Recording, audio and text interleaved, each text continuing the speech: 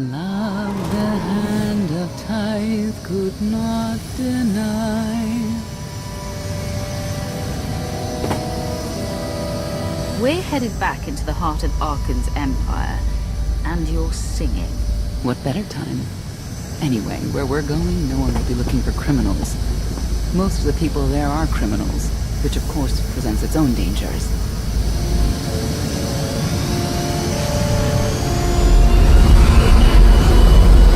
And so, I do enjoy visiting the old world. It's a piece of Zakul history. Valkorian's first attempt at creating a grand society. A failed attempt. Only in scale. To him, it wasn't nearly grand enough. I want to know more about your relationship with Valkorian. The story really isn't as outlandish as whatever you're imagining. We met after I earned a place in his elite guard.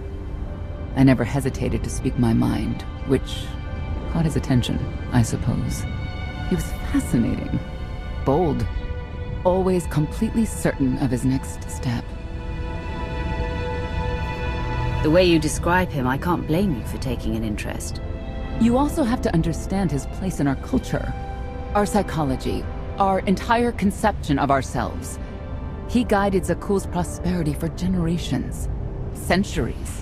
What we had wasn't a child's notion of romance, but we were happy. Then Arkan and his brother Thexan were born. I loved them so much. But no matter what I did, they wanted nothing to do with me. And Valkorian wanted nothing to do with them. His mind was somewhere else. He barely spoke, barely acknowledged any of us for weeks at a time. And then, Vaylin. Vaylin was troubled from the start. Was she really dangerous, even as a child? She made furniture move while she was still in the womb. Tore droids apart as a toddler. Once a guard dropped a ball she tossed. Vaylin crippled him. I confronted Valkorian.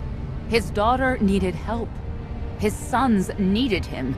His solution was to cage Vaylin's mind. Most of her power was locked away, along with most of who she was. He ignored the rest of us outright. I couldn't stand by and watch. I gathered the children. I tried to tell them we needed to go. They laughed and called me weak. Even as children, even with Vaylin's power restrained, the three of them together were still far more powerful than me. I couldn't force them to go. So, I left. Did Valkorian try to stop you from leaving? No. I'm not sure he even noticed. I transferred to the Knights Enforcement Division and took assignments at the outer fringes of our empire. Valkorian never spoke another word to me. Since then, I've only seen my children in broadcasts of public events, like Thexan's funeral, killed in the core worlds. I doubt they even remember me.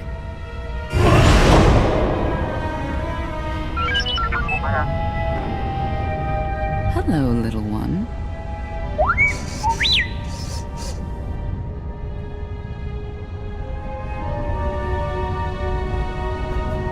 T7, what do you have for us?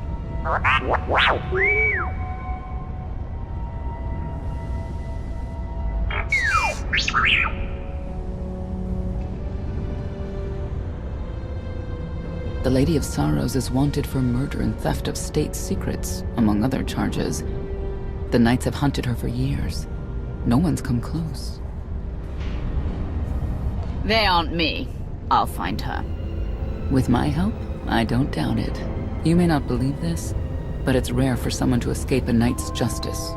And when that someone is the knight's own child? We'll find out, won't we?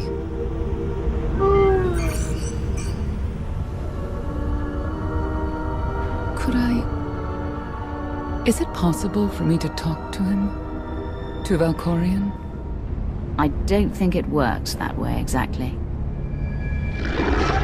Lots of things live down here. Few of them friendly. We should be careful.